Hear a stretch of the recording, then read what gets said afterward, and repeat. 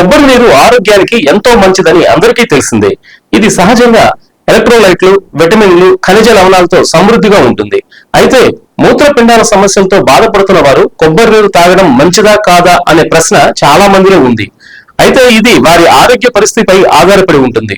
కొబ్బరి నీరు సహజంగా పొటాషియం, సోడియం, మెగ్నీషియం, కాల్షియం, ఇతర ఖనిజ లవణాలను కలిగి ఉంటుంది. ఇది శరీరాన్ని హైడ్రేట్ చేయడంలో సహాయపడుతుంది. కొబ్బరి నీరులో తక్కువ శాతం చక్కెర, కొవ్వు ఉంటాయి. అందువల్ల ఇది ఆరోగ్యకరమైన పానీయంగా పరిగణించబడుతుంది.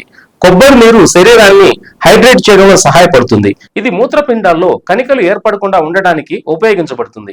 ఇందులో న్యాచురల్ సిట్రేట్ ఉండడం వల్ల రాళ్లు ఏర్పడే అవకాశాన్ని తగ్గిస్తుంది. ముఖ్యంగా కాల్షియం ఆక్సిలేట్ రాళ్లు ఉన్నవారు కొబ్బరి నీరు తాగడం వల్ల ప్రయోజనం పొందే అవకాశం ఉంది.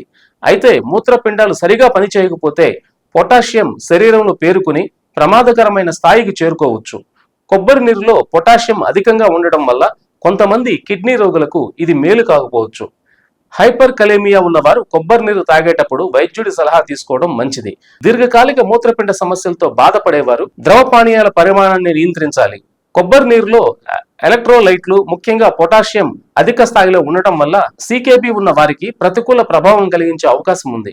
కాబట్టి దీర్ఘకాలిక కిడ్నీ వ్యాధుల్లో ఉన్నవారు కొబ్బరి నీరు తాగే ముందు వైద్యుని సంప్రదించడం మంచిది. కొబ్బరి నీరు రక్తపోటును కొంతవరకు నియంత్రించడంలో సహాయపడుతుంది. కానీ అధిక సోడియం లెవెల్స్ ఉన్నవారు లేదా సోడియంను పరిమిత ఆహారంగా తీసుకోవాల్సిన అవసరం ఉన్నవారు కొబ్బరి నీరు తాగే ముందు జాగ్రత్తగా ఉండాలి.